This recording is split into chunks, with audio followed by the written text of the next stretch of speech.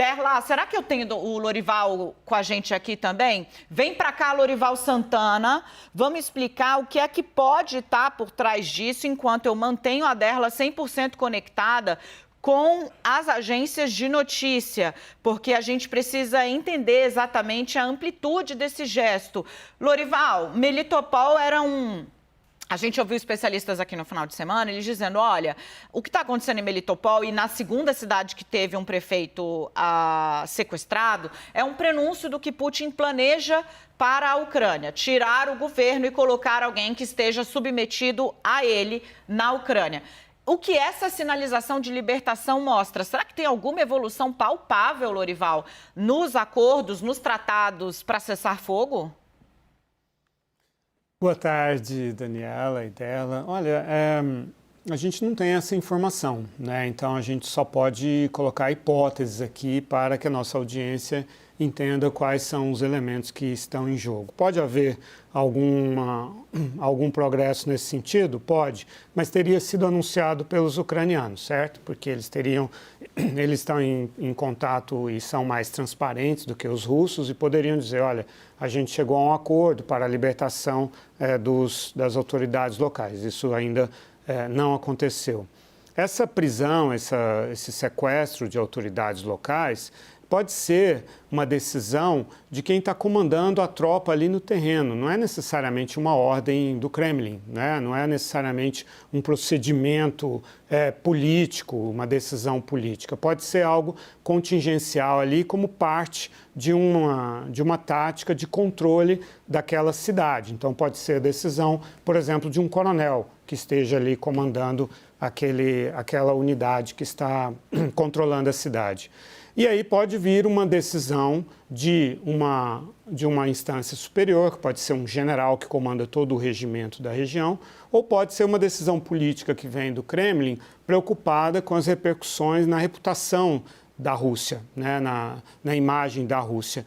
E pode ser algo mais além. Pode ser um pedido, não diretamente em relação a um prefeito de Melitopol, mas é provável que haja um pedido da China para a Rússia para que tome mais cuidado com as questões de imagem de toda essa campanha russa, porque essas atrocidades que estão sendo cometidas no terreno, na Ucrânia, acabam respingando na reputação da China, que apoia a Rússia. E a China é muito, mas muito obcecada com a questão da imagem dela no exterior. Então esse é um encadeamento de coisas, a gente não sabe em que nível as decisões estão sendo tomadas, mas esse é todo o conjunto de elementos políticos que está em jogo. Olha, a gente está aqui acompanhando o noticiário.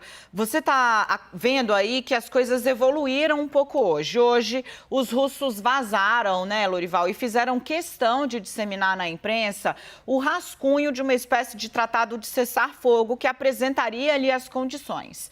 O negociador ucraniano foi às redes sociais dizer, olha, esse rascunho publicado inicialmente pelo Financial Times, mas depois corroborado em fala do Lavrov, que é o chanceler ali, o ministro das Relações Exteriores de Putin, né? Os ucranianos disseram, olha, esse rascunho, ele expressa basicamente a vontade dos russos, os termos dos russos. Nós, ucranianos, temos nossas próprias reivindicações. As conversas seguem. Mas houve hoje uma série de movimentos de pressão internacional que a gente relatou para vocês, né? A Corte Internacional de Justiça, a mais alta corte da ONU, emitiu uma ordem para que os russos cessem o ataque imediatamente. Daniela, na prática, o que isso significa? Pouco, mas amplia a sensação de que Putin está muito isolado e de que a guerra está praticando crimes, violações aos direitos humanos mais básicos, o que é mais uma mácula na imagem da Rússia no mundo. Para piorar, tem a pressão econômica. O Nakagawa vai falar daqui a pouquinho sobre isso. Hoje, os russos podem ser obrigados a dizer ao mundo, olha, nós não temos condições de pagar as nossas próprias dívidas.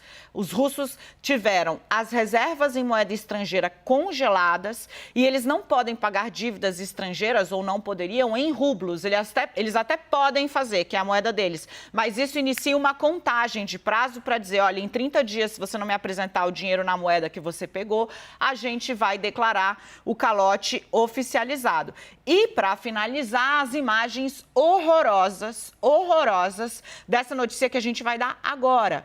Mariupol, a cidade que virou um símbolo da agressão a direitos humanos na Ucrânia, viu um teatro que abrigava moradores da cidade, ou seja, ele era utilizado como refúgio e foi bombardeado. Dá uma olhada nisso, a gente tem as imagens?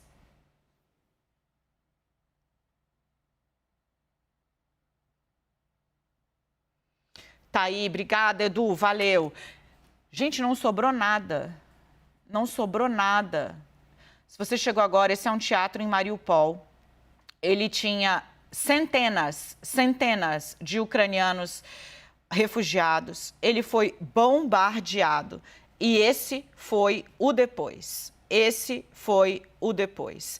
Trazendo aqui o relato para vocês da CNN americana a respeito do que aconteceu, para você ter a notícia no estágio mais completinho que for possível.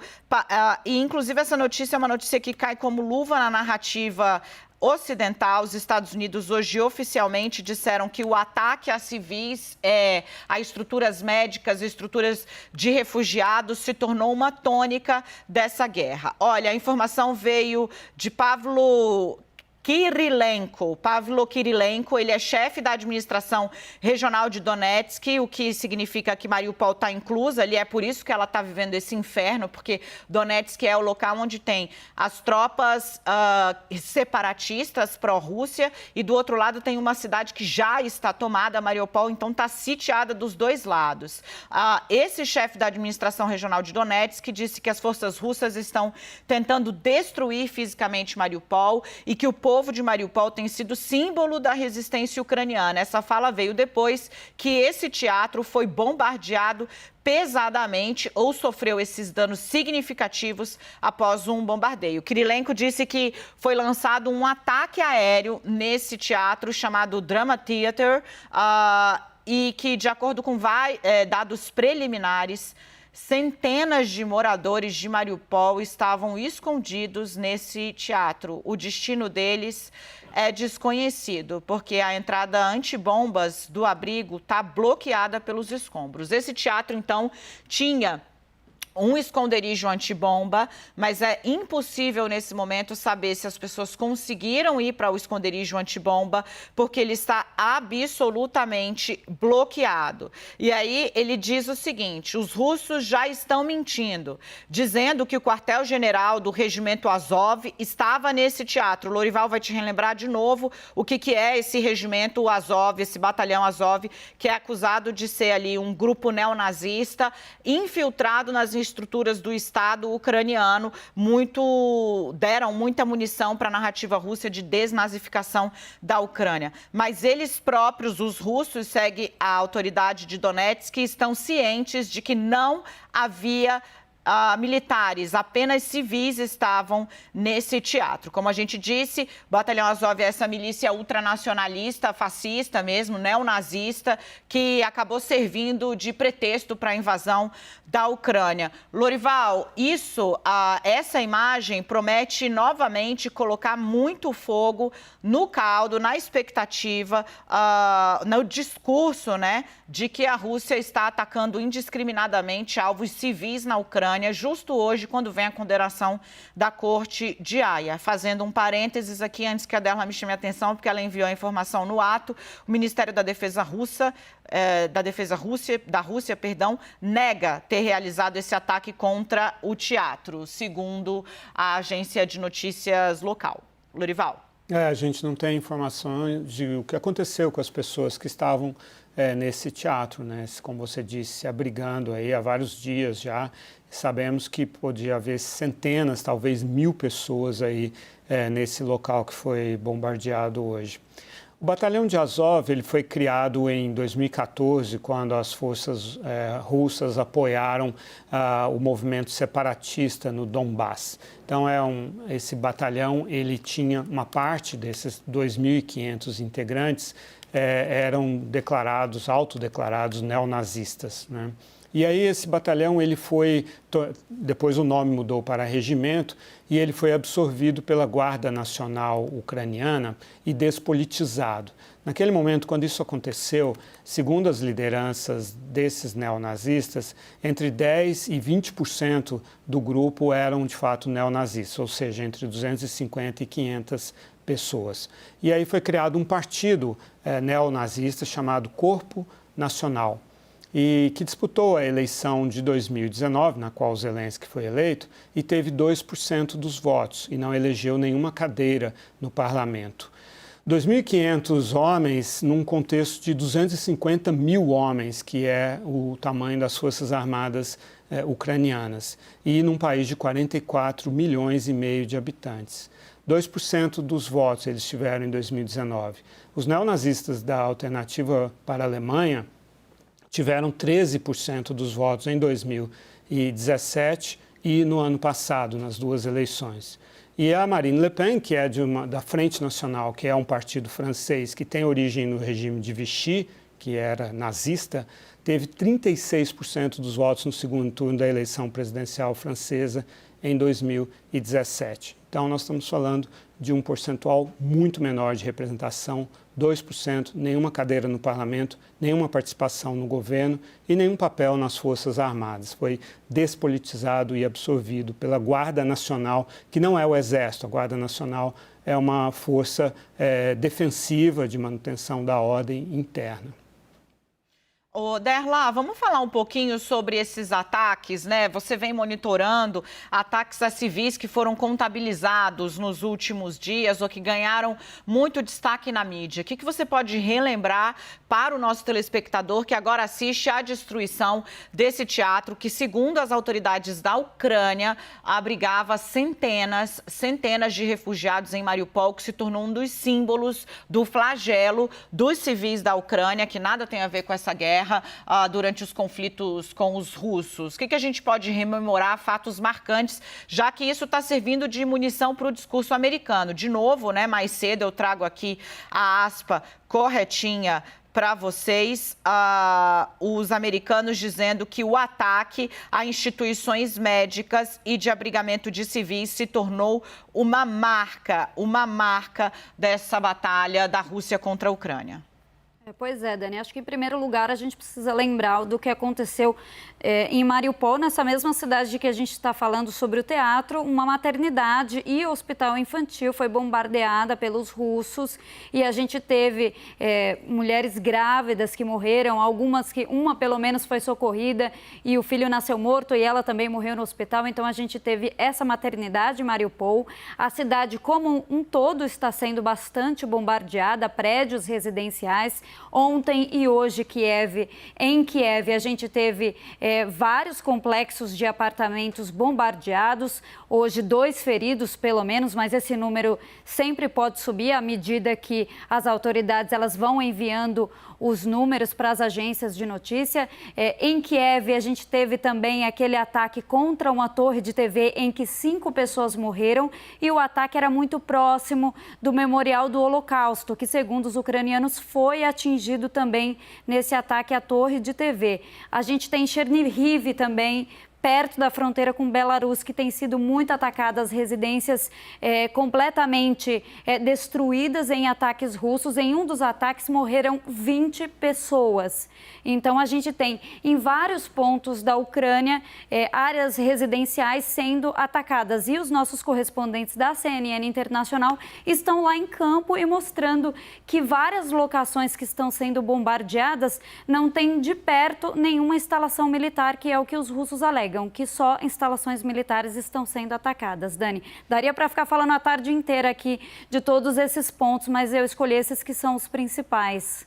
Sem dúvida. Derla, Lorival, acaba de sair, o presidente Volodymyr Zelensky publicou num perfil chamado Defense of Ukraine, né? Defesa da Ucrânia. Ele postou um vídeo, vamos rodar, gente? A gente ainda está esperando a tradução, porque ele fala em ucraniano, com o prefeito libertado de Melitopol, Ivan Fedorov. Você vê aí o tweet, ele coloca o prefeito no Viva Voz, vamos ouvir um pouquinho? Ah, a gente está sem o som nesse momento. Ok, não tem problema. Ele diz o seguinte, né? Ele só dá uma aspa nessa mensagem. Ele diz, nós não abandonamos os nossos. O presidente da Ucrânia, Volodymyr Zelensky, falando agora com o prefeito de Melitopol, Ivan Fedorov, que foi libertado. Ele foi sequestrado por tropas separatistas russas na semana passada e agora, hoje, agoríssimo há pouco, veio a notícia de que ele foi libertado e essa imagem do Volodymyr Zelensky falando com ele no Viva Voz, aí para que as pessoas ouçam a voz do prefeito, de novo, tentando trazer aí esse ânimo de, digamos, boas notícias também estão vindo. Essa foi no perfil Defesa da Ucrânia. Tem uma outra mensagem aqui que eu vou utilizar, ainda falando com o Derlei e com o Lorival, para a gente poder trazer um pouco da repercussão internacional. Zelensky escreveu agora há pouco, né? Falei com o primeiro-ministro da Irlanda sobre o combate à agressão e os crimes horríveis que a Rússia está cometendo contra civis. Ele expressou condolências pelo assassinato do jornalista que era irlandês, Pierre Zakrzewski, por soldados russos. É o que diz Zelensky. Obrigada por ajudar as pessoas da Ucrânia. Stop Russia. Por que eu falo isso? Porque a CNN subiu há minutos a informação de que a Eslováquia sinalizou que vai enviar à Ucrânia um armamento de defesa aérea ainda soviético, né? Que poderia ajudar os ucranianos contra os ataques russos. Segundo 3 fontes, né, que estão familiarizadas com a negociação, mas ainda há uma resistência dos Estados Unidos e da OTAN. Começa a haver uma movimentação mais forte de países que estão próximos à Ucrânia para enviar uma ajuda mais efetiva, né, Lorival? O presidente Joe Biden anunciou hoje 800 milhões em armas, ainda, por exemplo, mísseis de defesa terrestre. O que é isso? Você coloca a arma no ombro e joga a arma do ombro, perdão, a bazuca, né, o míssil do ombro em direção a um tanque. Esse é o armamento que Biden está enviando hoje. Aparentemente, segundo a CNN, a Eslováquia enviaria armamento mais pesado de defesa aérea, mas há preocupação da OTAN sobre a chegada dessas munições ao solo ucraniano. O que está se falando muito, a gente até já mencionou aqui, são os sistemas S, né? Sistemas soviéticos antiaéreos. O melhor deles, que foi mencionado até agora, o mais sofisticado, é o S-300.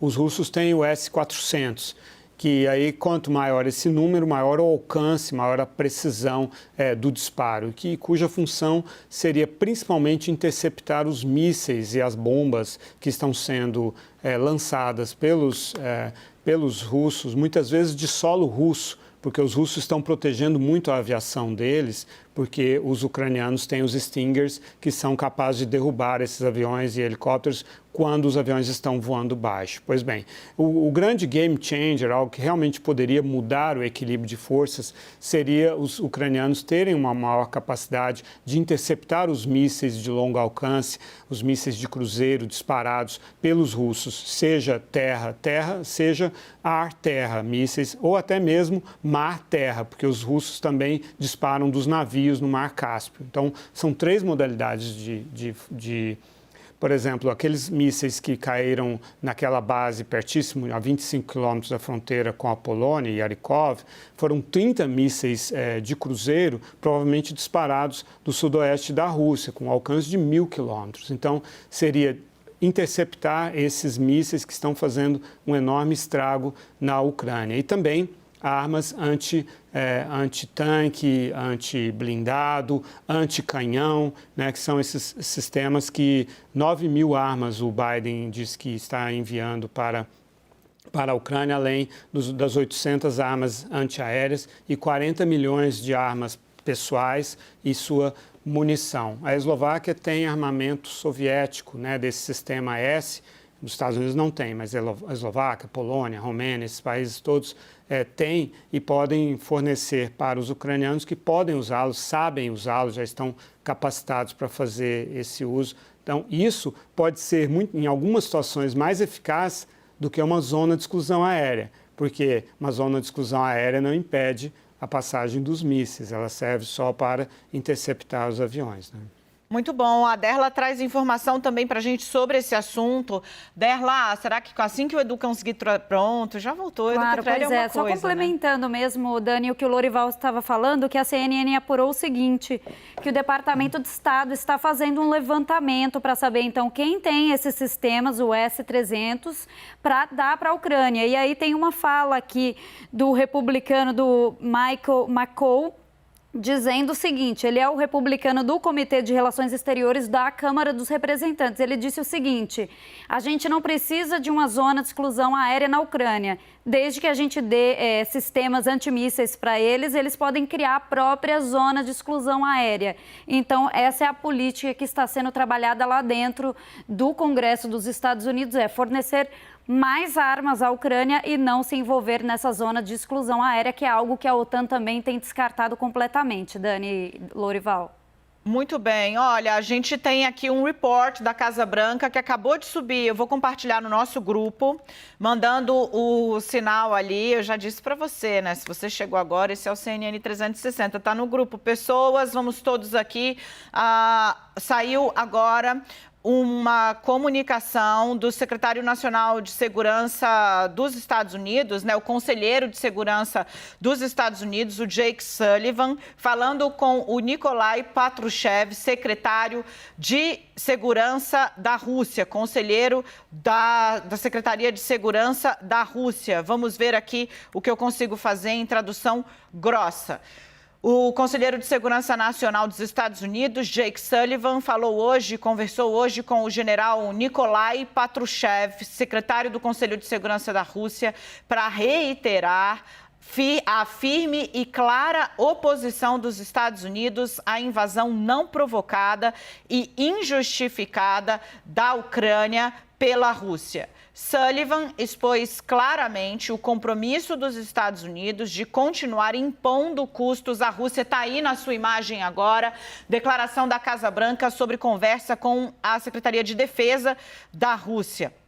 Voltando aqui, os Estados Unidos vão continuar impondo custos à Rússia, por a Rússia defendendo a soberania e a integridade territorial da Ucrânia, e os Estados Unidos também vão reforçar o flanco oriental da OTAN. Então, foi comunicado oficialmente que vai haver um investimento em fortalecer as bases da OTAN na Europa Oriental, países bálticos, Polônia, tudo que fica próximo ali da Rússia e da Ucrânia, numa plena coordenação contínua com nossos aliados e parceiros. Ainda segundo a Casa Branca, Jake Sullivan disse ao general russo que se a Rússia leva a diplomacia a sério, Moscou deveria parar de atacar cidades e vilas ucranianas.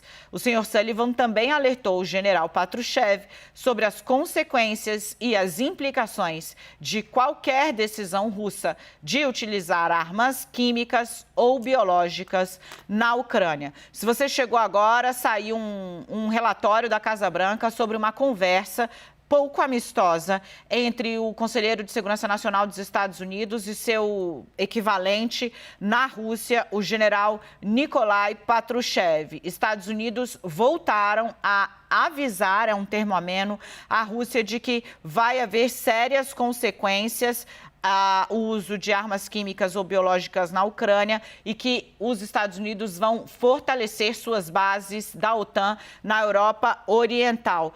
Vem para cá, Lorival Santana e Derla. A gente vê por essa conversa que o clima ameno não foi. O relatório deixa bem claro, né? A preocupação é grande com relação ao uso de armas de destruição em massa, né? E aí os Estados Unidos tentando desenhar uma linha vermelha que a Rússia e a Síria já viram ser desenhada em 2012 e não ser cumprida, não ser respeitada. Os Estados Unidos perderam muita credibilidade na Síria quando o então presidente Barack Obama disse ao ditador Bashar al-Assad que o uso de armas químicas contra a população síria seria uma linha vermelha. Um ano depois, o Bashar testou essa disposição dos americanos e não deu em nada. E aí ele já imediatamente obteve o apoio militar da Rússia. O uso das armas químicas foi em agosto. Em setembro, os russos entraram formalmente na guerra com seus militares, já estavam participando antes, mas entraram formalmente do lado do regime sírio, e esse uso de armas químicas continuou ao longo dos anos seguintes e nada aconteceu com o apoio da Rússia. Então agora os Estados Unidos precisam trabalhar muito para dar credibilidade a essa ameaça. Pois é, essa é uma questão interessante, né? E Derla, além de fazer essa ameaça, né? De novo, eu reforço aqui, o tom foi muito pesado, pelo menos nesse report, a gente não tem aqui o lado dos russos, né? É preciso que a gente aguarde aí para ver se os russos vão se mexer, mas a grande questão que eu queria também explorar é sobre esse aviso formal de que vai haver um fortalecimento das bases da OTAN em toda ali a Europa Oriental para, de novo, né, dizendo não vem, se vier, vai ter. Pois é, Dani, e isso que a gente está discutindo aqui é o seguinte, hoje teve reunião da OTAN de ministros das defesas, semana que vem o Biden vai para uma cúpula da OTAN e a Casa Branca está sendo questionada a todo momento pelos jornalistas o seguinte, qual é a linha vermelha? O que é considerado uma agressão a um integrante da OTAN? Insistentemente, né, Derla? Exatamente, é isso que eles estão tentando traçar, isso que eles vão definir lá em Bruxelas. O que então será considerado uma agressão, que é um pouco do que o Lorival tem dito, né? Na Síria foi traçada uma linha vermelha com o uso de arma química. E agora, na Ucrânia, qual vai ser essa linha vermelha? A Casa Branca não tem essa resposta, eles são questionados constantemente e eles ainda não falaram sobre isso. E Biden viaja a Bruxelas, justamente esse, com certeza, é um dos tópicos a serem discutidos. Dani. Muito bom, gente.